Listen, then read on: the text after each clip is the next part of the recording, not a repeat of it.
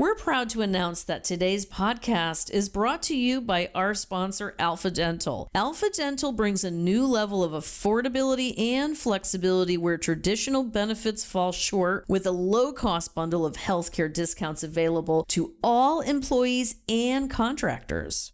This episode is a special encore presentation of Work Trends.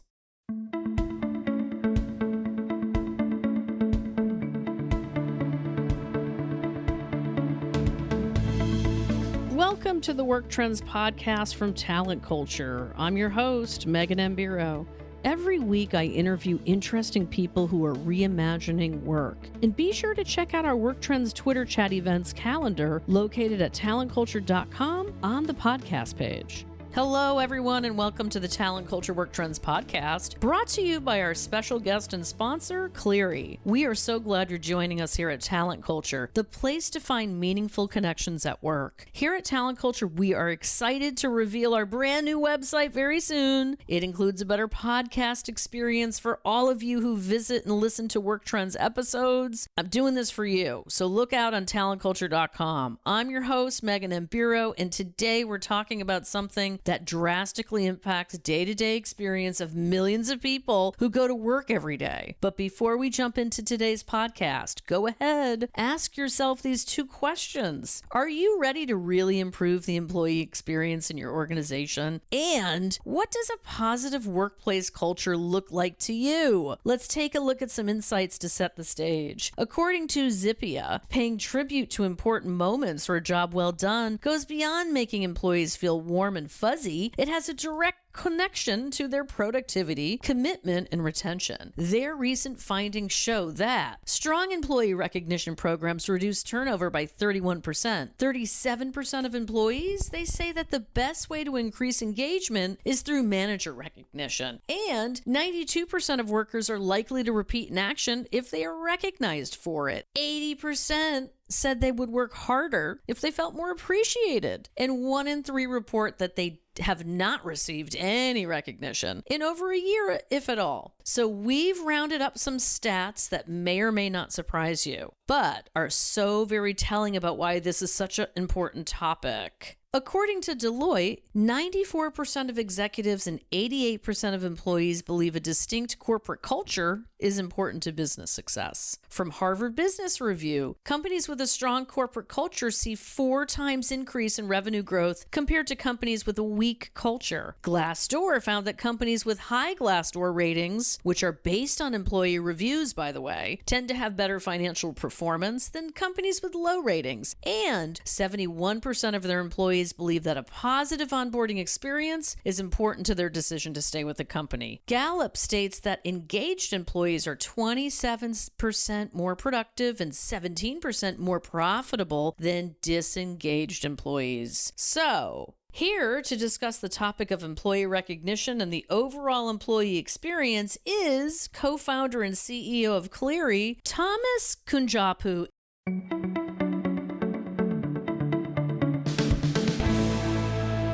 Thomas Kunjapu is the co-founder and CEO of Cleary, a company dedicated to revolutionizing employee experiences in the digital age. Under his leadership, Cleary concentrates on amplifying engagement in remote and hybrid work environments, utilizing rich expertise to really tackle the intricacies of modern workplace challenges. You can find him in a lot of places because he's a bit of a mover and a shaker, and we're a big fan of his here, but you can follow him on Twitter at Thomas, Kunjappu. Don't be shy out there, Work Trends community. This is a pretty cool person, so there you go. I'm so thrilled to have you here today, Thomas. Excited to be here, Megan. Well, let's get this party started, shall we? Let's do it. So, can we begin by discussing the concept of the employee experience? How has it evolved in a post-pandemic world? Well, the concept of the employee experience in general came from the original concept around the customer experience, where it became clear that if you're a business of any type, it's really maybe important to understand what your customers are going through along every step of the journey. Like if you're a bicycle store, like you're hoping they come in, but then you want your sales team to be courteous when your customers step into the store. You want them to be helpful. If someone needs service calling on the phone, you want it to be picked up quickly with good and useful answers. And of course, you want the product that you're selling to be great. And you want to be thinking about warranties and the entire process overall. And that has been something with the concept of customer experience. You've started really seeing companies instrument that at scale with processes and feedback loops to ensure that customers have a good experience. Well, especially for modern companies with a lot of knowledge workers, where human capital represents the biggest investment in the entire customers. It's who actually takes care of the customers. It's the employees. And so the concept of the employee experience really flew out of that, where you can think about every step in the journey that your employees take, from how did someone find out about your company? Did they hear good things about it? And when they first applied? And what was their interview experience like? How was onboarding? How are all those moments that matter in that journey as they go from someone who's never heard of this company to someone hopefully who's been there for many years and is productive and engaged employee there? And thinking about that, thinking of your employees as your customers to then enable everything else, that's really what the employee experience is. It's all about. With a post-pandemic world, I think everyone out there has felt it. It's very different to be an employee in a remote or hybrid world. And it's very different. Wait, hold on. Understatement of the century. Like, things just are never going back to the way they were. I'm here as a futurist to celebrate that today, but it's real. And I love the fact that your company and brand is really caring about the employee experience, because it's really, from a business perspective, it's imperative. And it's so fascinating to see all these mental shifts post-pandemic. Plus, all you new generations out there, I see you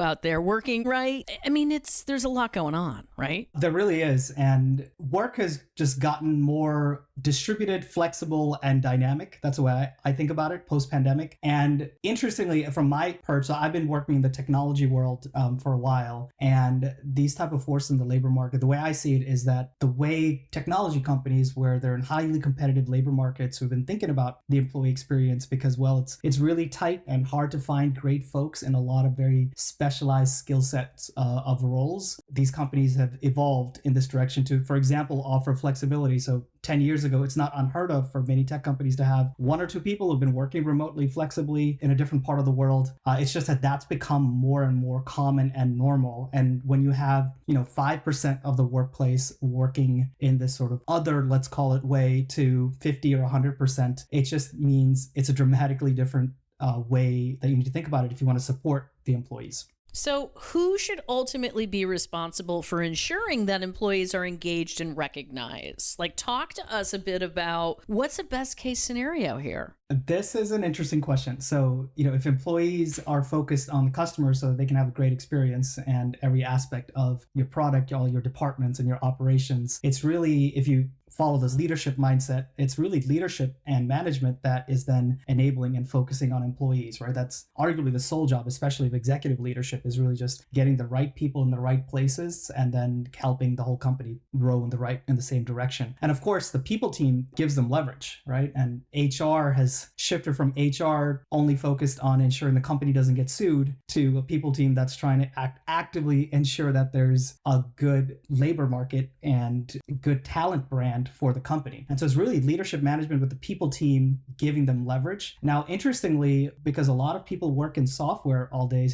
arguably is also part of this, right? So IT is shifting in some ways also to be a service organization helping with the employee experience. You're just seeing a lot of, I would say, remixing of different roles from, like, say, the facilities role. So all the folks who are thinking about, all of the physical real estate and office space that a company has and how that's evolving, to thinking about workplace experience and how you might actually break down what were the benefits of the office and how can the people in those departments, sometimes now called workplace experience, do things for folks outside of the office. Internal communications is a big piece of it. HRBPs, people operations, HRGs. So there's a lot of different functions that come together, and that's a good thing and a bad thing in some ways, right? And I think because this remixing, because it's everybody's problem, it's sort of, does anyone truly own it? That's one of the challenges. You've seen head of remote show up.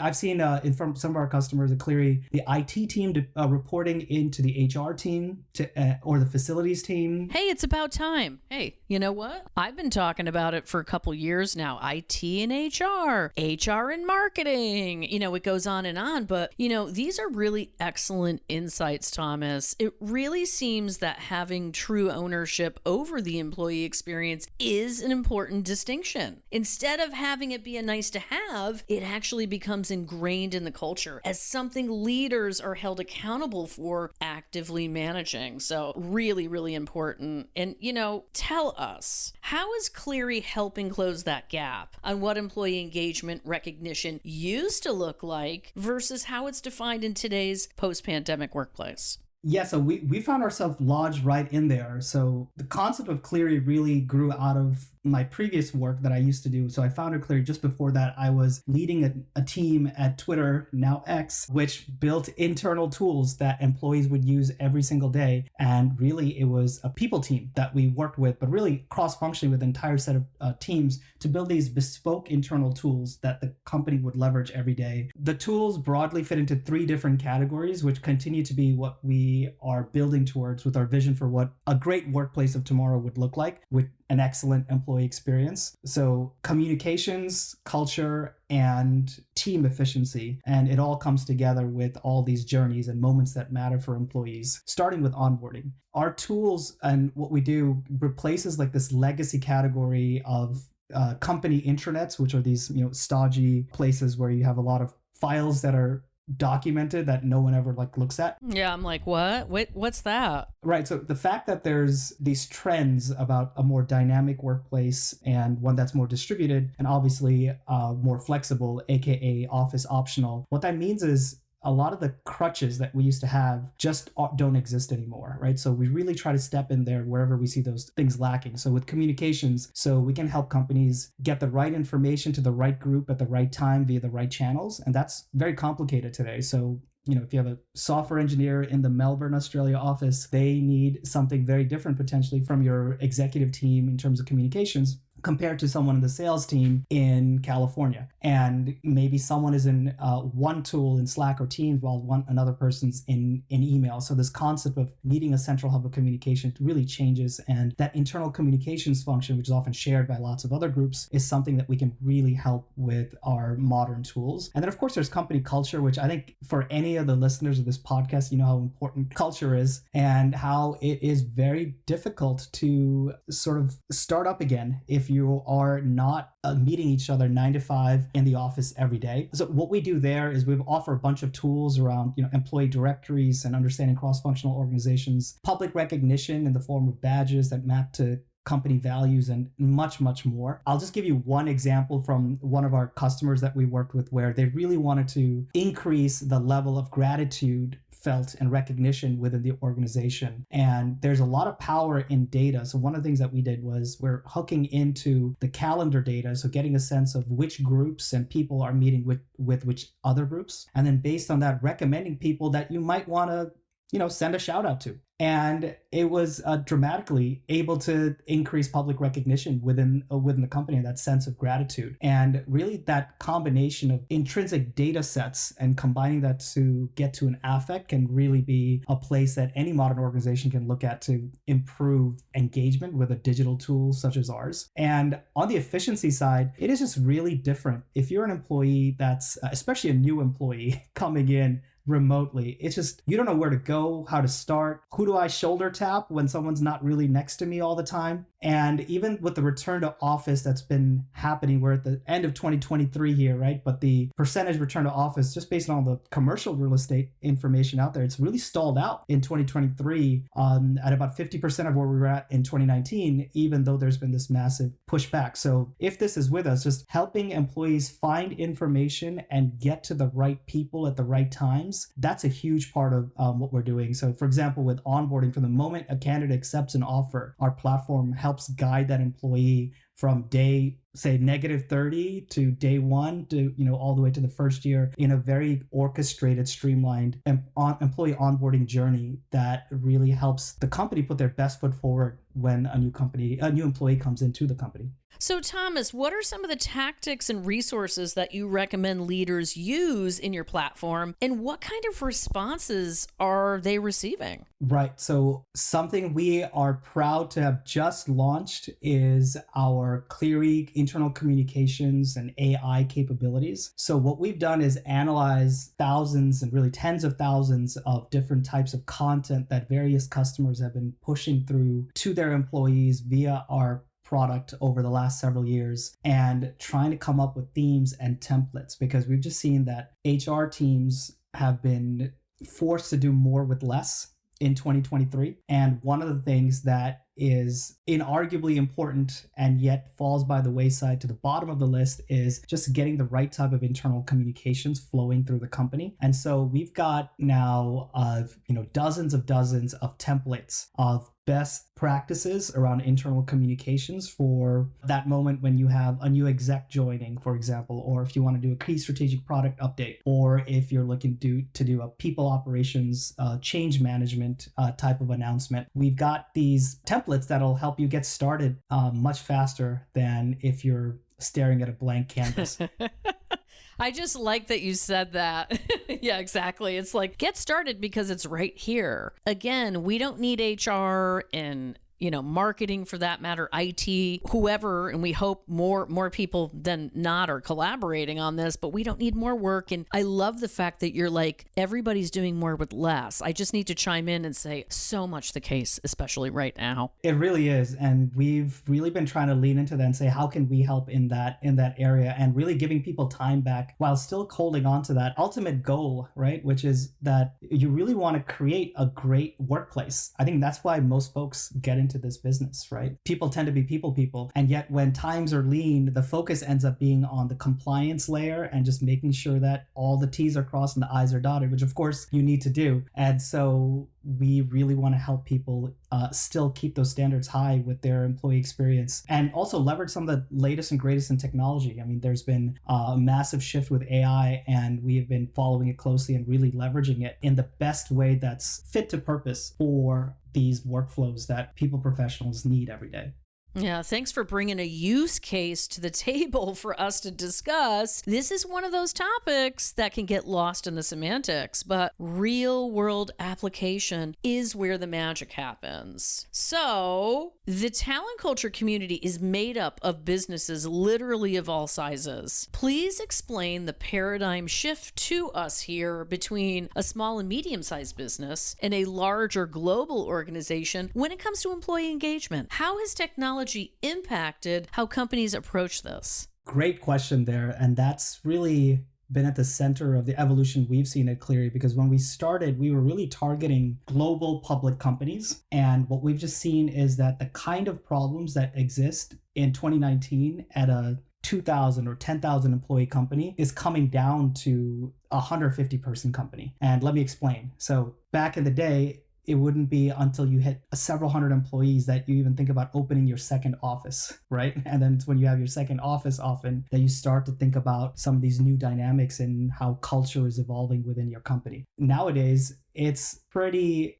commonplace to have a 200-person, technology company based in 20 time zones and about 200 home offices that get together a couple of times a year. So those problems around communication and culture and scaling culture and efficiency come in much, much earlier. So there's this Dunbar's number, which is 150. It's a concept about 150 people is the number of relationships that anyone can have in their mind, human relationships. And it kind of translates into organizations as well. But that number keeps coming down lower and lower when these people are not in the same room, in the same time zone often, not to mention are working in dramatically different departments and software and intergenerationally. So because of that, some of these problems that were solved for with massive teams at bigger companies are problems that smaller companies with, again, HR teams of one or two need to somehow solve for. And that's where we're trying to step in. But the big shift that we're seeing, the secular shift, is the problem statements are just coming in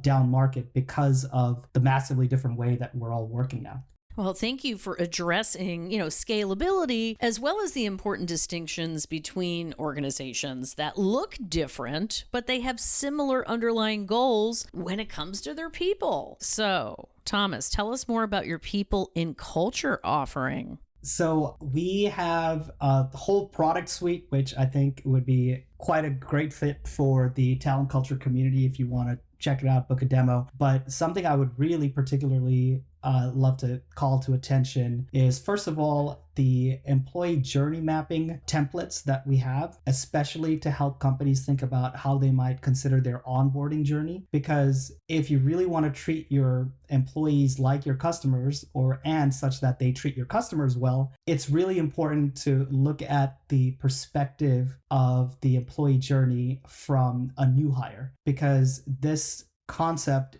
will help your team and potentially cross-functional team map out what you need to do to support a new hire from the moment they say accept an offer all the way to first day through the first 90 days. And you'll just notice all the different touch points they have with the organization, maybe an onboarding buddy, peers, the managers, VPs, the organization at large, HR, IT, and how you can really make it very, very complicated or very simple. And so going through this exercise can get you a sense of how it might feel to be a new hire. So I really recommend that, folks check out and go through that exercise with their teams if it's appropriate, especially around onboarding. And then the second resource I'd love to share with folks is, again, around internal communications and helping you do more with less. We want to help you get started with templates. So we've got some great free templates available around the ways you can communicate, taken from some of the best practices that we've seen from all across all of our customers that we want to put out there for free for folks to try and leverage.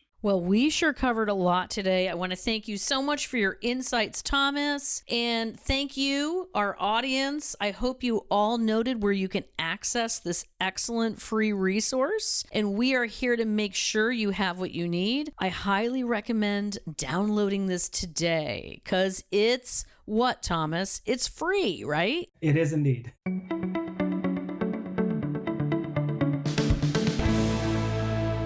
We sure covered a lot today. Thank you so much for your insights, Thomas. To recap, some top takeaways from today's conversation include, number one, the rise of remote and hybrid work presents an opportunity for every organization to rethink the employee experience. Number two, it's important to understand the ROI on employee engagement and make sure all efforts are documented as part of the business case for an engaged, positive workplace culture. Number three, agility and scalability are possible with employee engagement initiatives, but it's important to understand how to do it with the right technology and support. Thanks again, Thomas. I really enjoyed our conversation and guarantee our community learned a lot. And listeners, be sure to check out gocleary.com/talent culture for a wealth of information on all things employee experience. That's gocleary.com/talent culture. TALENTCULTURE.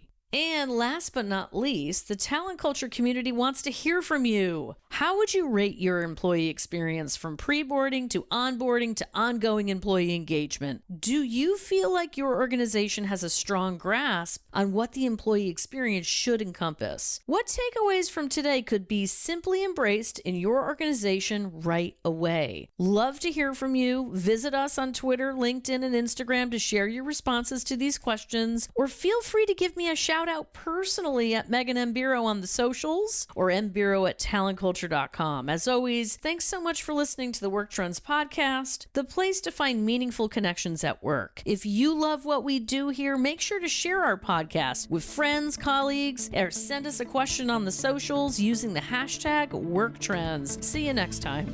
Thanks for joining us for today's conversation. I hope you enjoyed it as much as I did. Just a reminder that you can hear all the Work Trends podcast on Spotify, Apple Podcast, and on the podcast page at talentculture.com. Be sure to subscribe so you can listen on the go and stay up to date on all the latest news you want to hear. I look forward to catching up with you next time. I hope today's information made you wiser, happier, more informed, and most importantly, thinking of how you can use it to improve improve the quality of your life.